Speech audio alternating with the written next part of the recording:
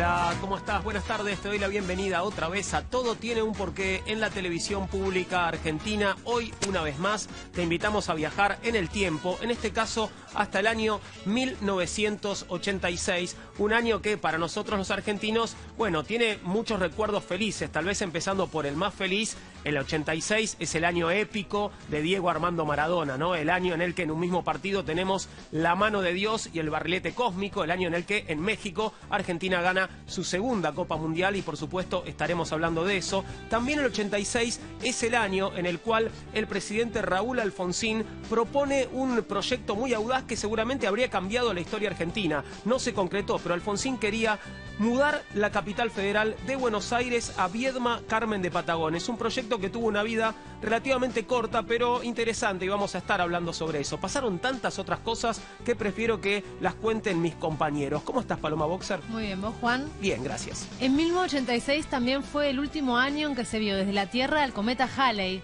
Este cometa que periódicamente atraviesa nuestro cielo y podemos observarlo. Viene Diego Bagú, un astrónomo, al piso para comentarnos las curiosidades de este cometa, sus particularidades, pero también hablarnos de la persona que lo nombró, Edmund Halley, el astrónomo que lo vio, que lo estudió y que le puso su nombre. Lo venimos viendo desde la antigüedad, parece, ¿no? Al Halley, sin ponerle ese nombre, claro, pero hace mucho que viene dando vueltas por el sistema solar. ¿Cómo estás vos, Florencia Ballarino? Hola, ¿cómo estás, Juan? Y también el 26 de abril de 1986 se produjo el accidente nuclear de Chernobyl, claro, uno de los mayores desastres medioambientales de la historia. Tenemos un informe con un especialista que nos va a contar qué ocurrió realmente en esa central nuclear, cuáles fueron las consecuencias de la radiación, y también un poco vamos a hablar de qué pasa hoy, ¿no? ¿Qué pasa en la actualidad con Chernobyl? Un tema que vuelve a estar, ¿no? De vuelta en escena, porque, bueno, una serie volvió a poner, ¿no?, a Chernobyl de alguna manera, de una forma rara, de moda, ¿no?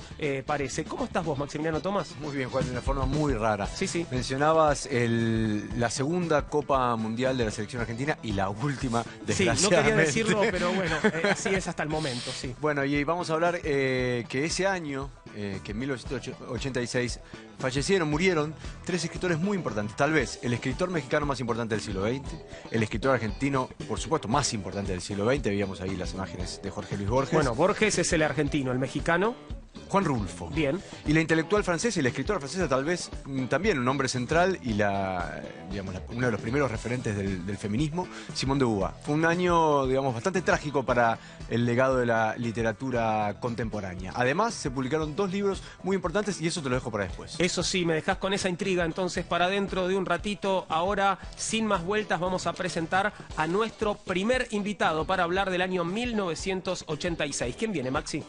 Hoy nos visita Gustavo Destiar. Es periodista deportivo, escribió el libro 1986, La verdadera historia, en coautoría con Oscar Barnade. Es un libro basado en la serie documental 1986, La historia detrás de la Copa, de Vacua, TV Pública y Deport TV. Es docente de la Escuela Deportea y fue guionista y productor de más de 30 programas deportivos y científicos.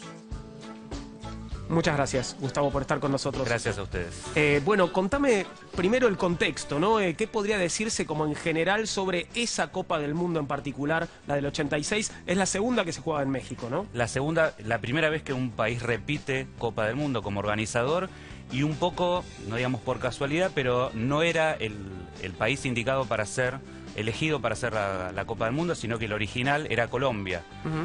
Cuando subió a la presidencia Belisario Betancur, se dio cuenta que no podían organizarlo. La FIFA tiene muchas exigencias para organizar un mundial, algunas cuestiones de estadios, les exigían 2 estadios con mucha capacidad. Bueno, Belisario Betancur dijo, no estamos en condiciones, tenemos problemas con la guerrilla, económicamente no andamos bien, no lo hacemos, y ahí apareció México. Se lo votó por unanimidad y México fue el que finalmente organizó el Mundial del 86. Perdón, al mismo tiempo venía de un terremoto, México. Claro, era un año antes, muy difícil, ¿no? Un año antes, un terremoto muy importante, para muchos fue el más importante que sufrió México, que se vivió en el DF. Destruyó mucho de la Ciudad de México, 8.1 ¿no? en la escala de Richter, que era tremendo, y se dio algo muy particular, que los periodistas argentinos que llegaban ahí, cuando empezaron a visitar los lugares de donde había pasado el terremoto, se dieron cuenta que la gente, lejos de decir vamos a organizar un mundial, a pesar de todo esto, estaban ilusionados con la posibilidad del mundial porque los iba a sacar de lo que era el terremoto. Claro. Lo contaba siempre Ezequiel Fernández Mur, que cuando él llegó lo primero que hizo fue ir a visitar a la gente que todavía estaba, después de un año, todavía estaba fuera de sus casas. Y ellos decían, bueno, para nosotros el Mundial es un alivio, de cierta manera. ¿Y quiénes llegaban como candidatos, Gustavo, a ese Mundial 86? Argentina seguro que no, sobre todo por cómo venía jugando. No, a pesar de que había ganado el Mundial 8 años antes y tenía un jugador que estaba pintando ya para ser después el mejor jugador del mundo. No era un Maradona había candidato. fracasado en el 82. Sí, si se quiere, sí. La última imagen que tenemos de Maradona en ese Mundial es Poco feliz. poniendo una plancha y siendo expulsado en un Mundial en que Argentina podría haber hecho un poco más, pero termina en la segunda fase. Pero bueno, los candidatos eran Brasil, como siempre casi, te diría, Francia, Alemania, y Dinamarca aparecía como una de aire fresco dentro del Mundial, pero no por ahí como candidato. Lo de Bélgica, que llega también a situaciones finales, también fue medio una sorpresa, ¿sí? También como aire nuevo dentro de los Mundiales, pero Brasil y Francia eran los candidatos y de hecho protagonizan uno de los partidos que para muchos es el mejor partido de la historia de los Mundiales, en cuartos de final, que termina catapultando a Francia a las semifinales. Vos decías que no llegamos como favoritos. ¿Qué pasó en esa primera fase? Bueno, la Argentina venía jugando muy mal, salvo una gira en 1984, desde que asumió Bilardo, no venía encontrándole la vuelta, y en la primera fase obtuvo muy buenos resultados, porque gana su primer partido, empata el segundo contra Italia, que era el campeón del mundo, ¿sí? Dando vuelta a una situación difícil, porque le cobraron un penal que había sido dudoso, y Maradona empieza a aparecer en su esplendor con un gol que todavía el arquero de Italia todavía se está preguntando cómo fue para definir en una situación tan cerrada, con la pierna cambiada. Como en el aire, además, ¿no? En el aire, sí, fue una cosa. El arquero después declaró en esa situación que nunca entendió cómo había sido que Maradona había definido, porque no fue un tiro violento, fue un tiro muy lento, pero que quedó muy lejos de las manos del arquero en un ángulo muy cerrado. Ahora, ¿Sí? retrocediendo un poco, Gustavo, decías, bueno, no llegaba bien Argentina a ese Mundial, había Bilardo asumido 2 años antes, era una selección muy criticada. ¿Cómo llega? Porque hubo hasta intentos de voltear a Bilardo antes del Mundial, ¿no? Sí, hubo un intento de golpe de Estado, prácticamente. Casi oficial, ¿no? Sí, siempre cuentan, Michingo Reilly, que era el secretario de Deportes, cuenta la historia de haberse juntado en un asado con algunos miembros incluso del gabinete de Raúl Alfonsín en ese momento, y dice que se daba mucha manija y que Alfonsín era muy contrario a Bilardo, pero solo por haber sido hincha de Independiente, pero no tenía nada en contra del fútbol. Y le decía todos los días que lo veía. A comienzos de los 80, Independiente y Estudiantes habían dado pulseada fuerte. Y eran los dos clases de fútbol que se podían ver. Era un poco el menotismo y el bilardismo trasladado a dos equipos. Y Bilardo, Alfonsín siempre le decía, bueno, ¿cuándo lo vas a sacar a Bilardo? Y un día se envalentonaron en un asado y lo llaman a Grondona, a Zurich, que estaba en una reunión de FIFA, y dice, mira, me parece que las cosas no andan, le tenés que dar puerta, le dice Michingo Reilly. Y Grondona, que era muy bicho para estas cosas, le dijo, Michingo, vos dedicate al rugby, bueno, decía rugby, vos dedicate al rugby, verá, Michingo era hombre de rugby, que de fútbol no sabes nada. Le cortó el teléfono y siguió. Pero hubo un intento, ellos cuentan que se daban mucha manija, pero la verdad que no hubo nada institucional. Hablaron un momento con Santilli, que era presidente de River, y era el vicepresidente de AFA, y estaba en ese momento como presidente porque Grondona estaba en Zurich, y como que le dijeron, che, ¿estás de acuerdo? ¿Nos apoyás si hacemos esto? Y Santilli dijo, de ninguna manera. Bueno, fueron muy traumáticas para Argentina, como suelen serlo, ¿no? Las eliminatorias para llegar a ese Mundial, ¿no? Sí. ¿Cómo es ese final de las eliminatorias? Bastante dramático, ¿no? Sí, arrancaron bien en cuestión de resultados, porque Argentina gana los primeros 4 partidos, 2 de ellos de visitante, jugando quizás el mejor partido de la era Bilardo, oficial por puntos, contra Colombia de visitante, le gana a Venezuela y a Colombia, a los 2 ida y vuelta, y después le toca los partidos con Perú, pierde, y aunque parezca increíble, esa derrota condiciona la clasificación, tiene que empatar por lo menos en Buenos Aires para clasificarse, y en un partido sí muy malo de la selección, empieza ganando 1-0, se lo dan vuelta, y faltando 9 minutos recién una acción heroica de Daniel Pasarela, que después es un poco dejado de lado para la Copa del Mundo, a pesar de que participa y está en el plantel.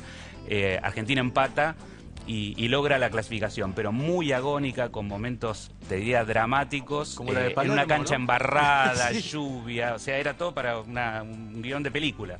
Claro, Y había estado esa famosa marca Maradona también, ¿no? en el partido de ida en claro. Lima, Reina se dedicó solamente a marcar a Maradona. Dice que A pegarle, ¿no? A pegarle, y aparte decía que Maradona salía a buscar agua o a recibir alguna indicación y Reina iba con él. Y Maradona lo miraba como diciendo, hasta acá me vas a seguir, pero bueno, funcionó. Reina nunca se arrepintió de todo esto, dijo, a mí me mandaron a hacer esto y la verdad que a nosotros nos vino muy bien, y Perú, un muy buen equipo peruano, estuvo a un paso de eliminar a Argentina de ese mundial. Hablaste a 9 mucho minutos. de Bilardo. ¿Cuáles eran sus características como técnico? Y por lo que cuentan los jugadores, el plantel de esa selección estaba muy dividido también entre los que seguían a Bilardo, que eran hombres de Bilardo, y los menotistas, digamos. Claro, había mucho de estudiantes, ¿no? Mucho de estudiantes, jugadores que no se pensaba que podían estar en la selección, que estaban. El caso de José Luis Brown, por ahí es el más emblemático, que terminó siendo un jugador fundamental para este equipo. Pero ellos decían que Bilardo, cuando empezó a entrenar, le costó mucho bajar el mensaje. Bilardo era un técnico que era muy esquemático para muchas cosas, le gustaba planificar todo, y cuentan los jugadores que, por ejemplo, en los primeros entrenamientos les hacía dar toda una vuelta a la cancha por sectores para practicar cada cosa. Por ejemplo, lateral del lado izquierdo, defensivo, y se quedaban 2 horas haciendo eso. Después pasaban otro en la media cancha, córner, saque de arco. Por ahí estaban 5 horas haciendo esa vuelta, y los jugadores que eran más menotistas, o sea, esto es demasiado. De hecho, Julio Larticoechea, que terminó jugando el Mundial, renunció 2 veces a la selección, porque no soportaba la forma de entrenamiento, y encima él, aparte, no era muy tenido en cuenta, lo citaban mucho, pero no jugaba, y dijo, yo no lo aguanto más, 5 horas de video, que esa era la otra de las cosas, ¿no? Llamar a los jugadores a una reunión, pasarles 3 videos de Irlanda del Norte, que por ahí era un amistoso que tenían que ver cómo jugaba el 4. En la era del VHS esto, ¿no? Obvio. Donde, bueno, había que rebobinar, ¿no? Había toda una Obviamente, cosa que obviamente. hoy nos resultaría bastante densa, Sí, ¿no? hay muchas cosas de ese mundial y de esa época que hoy nos resulta impensado para nosotros. Por ejemplo, el lugar donde concentró la selección en México, vos decís, hoy pasa esto, lo llevas a cualquiera de los jugadores, a Pesela, no te digo a Messi, y te dicen, no, pará, que yo no me Porque quedo ¿cómo acá. ¿cómo era ese lugar? Y ellos habían elegido, la selección eligió la concentración del América de México, que era una concentración linda, pero estaba preparada para 16 equipos, para 16 jugadores, más el cuerpo técnico. Y en los mundiales uno va con 22 más el cuerpo técnico, o sea, faltaba lugar para varios integrantes, 6. Entonces lo que hicieron fue agarrar el quincho, que estaba al lado, a 100, 200 metros de la concentración misma, Durlock, 4 habitaciones nuevas, y mandaron a los jugadores ahí. Y vos ves las imágenes de VHS que están, de una que llegó el negro Clausen, y se ve ladrillos de quincho. De hecho, hay algunos jugadores que dicen, nosotros tenemos la parrilla dentro de la habitación, camas, algunos durmiendo directamente en el colchón, porque las camas dice que eran o muy chicas o muy duras. Luces que eran una lamparita, un velador de un juego, otro velador de otro. ¿Sí? ¿Cómo pudieron haber, primero, cómo pudieron haber jugado el Mundial? Y segundo, salir campeones en estas condiciones. Bien, Gustavo, avanzando ahora sí en el Mundial, ¿no? Sí. Terminó la primera fase, rápidamente octavos de final y lleguemos a cuartos, que es el primer gran partido o el épico, ¿no? Sí, para llegar a cuartos hubo que pasar a octavos. Para muchos el partido más duro que tuvo la selección, a pesar de que Uruguay había clasificado como uno de los mejores terceros. O sea, Uruguay clasificó a la segunda fase, a los octavos de final, con 2 puntos, 2 empates. O sea, algo rarísimo para un mundial. Sin embargo, clasificó como uno de los mejores terceros y llegó para enfrentar a Argentina. Un partido también muy duro, a Argentina le costó mucho y encontró un gol un poco de casualidad con un 9 que jugó su último partido contra Uruguay, a pesar de que le dio la victoria, que fue Pedro Pablo Pasculi. Le dio la victoria a la selección con un gol después de un rebote. Argentina gana 1-0, después le anulan un gol a Maradona, pero gana un partido muy complicado. Y de ahí llegamos a los cuartos de final y al partido contra Inglaterra. Sobre esto tenemos una nota con Andrés Burgo. Andrés es periodista y escritor y le dedicó un libro entero a este partido. El libro se llama justamente El Partido y nos habla entonces del duelo de cuartos de final del Mundial 1986 Argentina-Inglaterra.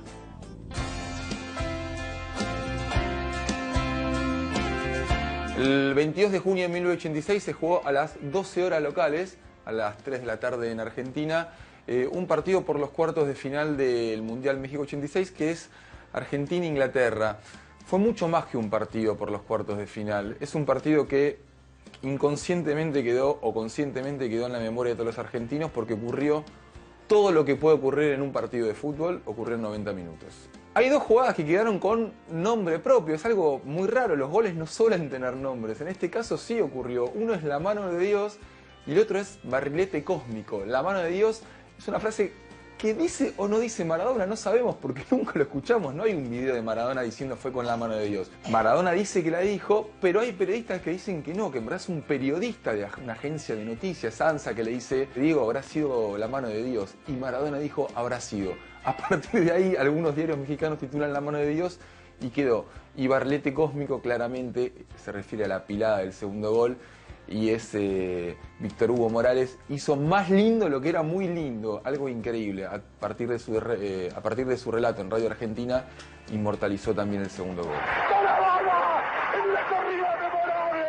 ¡En la jugada de todos los tiempos! ¡Barrilete cósmico! ¡De qué planeta viniste! El primer gol fue con la mano, claramente. No lo vio el árbitro, no lo vio el juez de línea. Mejor dicho, yo creo que el juez de línea sí lo ve. Después estuvieron peleados mucho tiempo, eso es gracioso, el juez de línea búlgaro, el árbitro de Libia, y se acusaron mutuamente que la responsabilidad era del otro.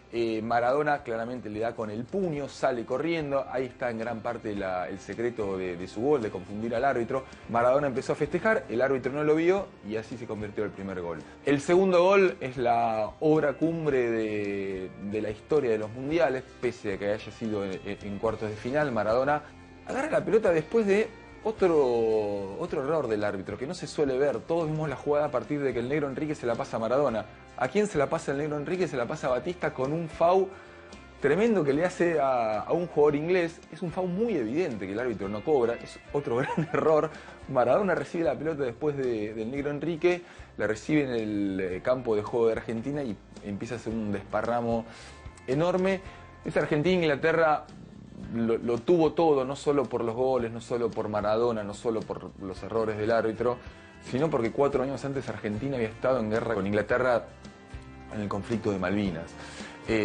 Sin esa carga emotiva, Maradona podría haber hecho lo mismo contra Italia, contra Etiopía, contra Uruguay, y no hubiese sido lo mismo. O sea, Maradona fue una especie de vengador de la patria, fue una especie de vengador en pantalones cortos de la guerra que Argentina había perdido. Valdano dice después del partido, es cierto, Maradona metió la mano, pero los ingleses nos habían metido un montón de manos. Hay 5 o 6 jugadores de Argentina, entre titulares y suplentes, que pertenecían a la clase 62. La clase 62 fue la que mayoritariamente alimentó a las tropas argentinas en la guerra de Malvinas.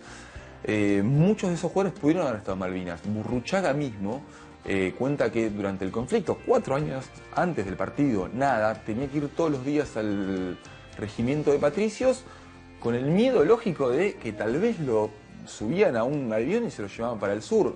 Es como una especie de apéndice poético de las guerras de las Malvinas. Es un ejército deportivo cruzando los Andes. Es casi una película, o sea, tiene un guión que incluso en el final tiene mucho de suspenso para ver quién termina. El Vasco Lerticochea, que es el héroe anónimo, es como el sargento Cabral que salva a Maradona, saca la pelota con la línea cuando era el empate de Inglaterra, después de una pelota que había perdido Maradona. Y además, bueno, también es cierto que Argentina no volvió a salir campeón del mundo, con lo cual siempre volvemos al 86. Bueno, hace falta que lo recordemos todo el tiempo, este último dato, parece que sí. Decías algo muy interesante, Maxi, en relación a este partido y qué pasaría con este partido hoy, ¿no?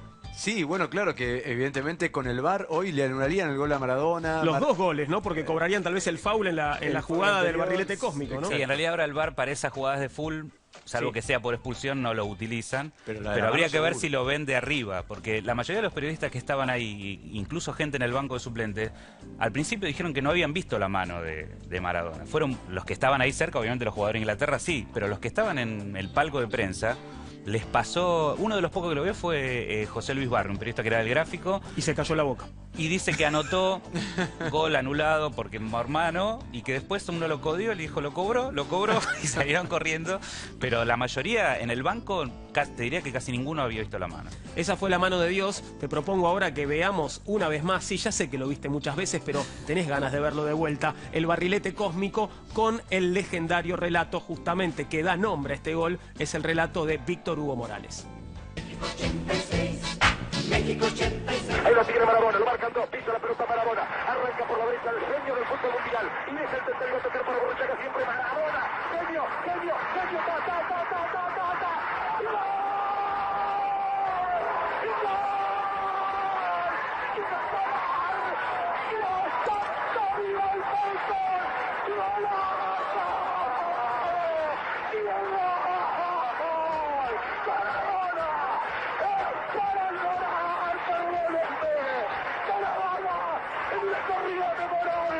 En la jugada de todos los tiempos, barrilete cósmico, qué planeta viniste, para dejar el cabinetante inglés, para que el país se opulle apretado, gritando por Argentina, Argentina 2, Inglaterra 0, Diego Armando Maradona, gracias Dios por el fútbol, por Maradona, por esas lágrimas, por Argentina 2, Inglaterra 0. Uf, qué tremendo, ¿no? Pensaba una sola cosa, Gustavo, que es que el relato de Víctor Hugo es un relato radial y él en un momento es tomado por la emoción y deja de describir la jugada, ¿no? El que estaba escuchando esto por la radio en un momento deja de entender la jugada también. Deja de entender la jugada, pero aparte él tiene una visión de lo que es el momento que es increíble. Yo no lo vi en ningún otro relato. El momento que está viviendo se plasma en el relato, no es que uno lo resignifica después. Claro. Es increíble lo que hace Víctor Hugo y este gol sin ese relato no es el mismo gol. Y lo curioso, no sé si consideras, pero parece que el clímax de la historia de Argentina en el Mundial estuviera en cuartos de final y no en la final, ¿no? Tal cual. Tal cual, pero lo que pasa es que a partir de acá Argentina empieza a pensar que puede ser campeón del mundo, porque deja un rival muy importante, porque Maradona aparece en todo su esplendor, si bien ya había hecho goles, y porque después le queda un camino, aparentemente, no te digo sencillo, pero Bélgica era un rival ganable y empieza a pensar en la posibilidad, bueno, ¿podemos salir campeones? Y la verdad que sí, jugando así, de hecho, el equipo contra Inglaterra, nunca había repetido equipo Bilardo, contra Inglaterra monta un equipo en cancha y hasta la final no lo vuelve a tocar. Ahí está una de las claves. Bueno, cuenta mucho más sobre este Mundial, Gustavo, en este libro que escribió junto a Oscar Barnase, estoy leyendo bien. Barnade, perdón, estoy leyendo en la pantalla, 1986, la verdadera historia, así que aquí te remitimos si tenés ganas de seguir revisando el último Mundial que Argentina ganó hasta ahora, esperemos ganar otro pronto. Gustavo, muchas gracias por haber venido, un placer. fue muy interesante y bueno, y además muy emotivo volver a recordar todo esto. Ahora pasamos a otro episodio del año 1986, te lo contaba hace un ratito, en el año 86 el presidente Raúl Alfonsín propone el proyecto de mudar la capital del país, la capital federal de Buenos Aires a Viedma Carmen de Patagones. Alejandro Simón López es licenciado en filosofía y nos cuenta sobre el desarrollo y la suerte de ese proyecto. En 1986, Raúl Alfonsín presentó el proyecto para trasladar la capital federal a Viedma, Carmen de Patagones y Guardia Mitre. Para fin de 1989 el proyecto ya estaba terminado y sin posibilidades de realizarse. Yo entiendo que esto fue así por dos motivos. El primero, porque el factor económico de la hiperinflación complicó muchísimo la ejecución de las obras que estaban proyectadas. Y el segundo motivo, que me parece en realidad el más importante, es porque en algún punto no hubo una voluntad política suficiente de animarse a concretar el proyecto. La ley que promulga el Congreso en 1986, que dispone el traslado de la capital federal, dispone que el traslado se haga de una manera muy particular y muy interesante. Dice en uno de sus artículos que el traslado se iba a dar efectivo cuando el Poder Ejecutivo considerara que las instalaciones eran suficientes y aptas y se trasladara hacia allá físicamente. Y esa declaración nunca ocurrió. Y Alfonsín podría haber declarado, aún con la obra en construcción, apta y generar el traslado de la capital y luego completar las obras o dejarle el proyecto iniciado al próximo gobierno. Y sin embargo, hubo algo que se frenó en ese proceso. Para mí es muy significativo que en 1989, el último año en el que este proyecto está vivo, en febrero, el organismo que lo llevaba a cabo, el ENTECAP, expropia las tierras en las que se iban a edificar los complejos de viviendas y las sedes de los poderes del Estado. Y para noviembre de ese mismo año, el ENTECAP ya está disuelto por Carlos Menem.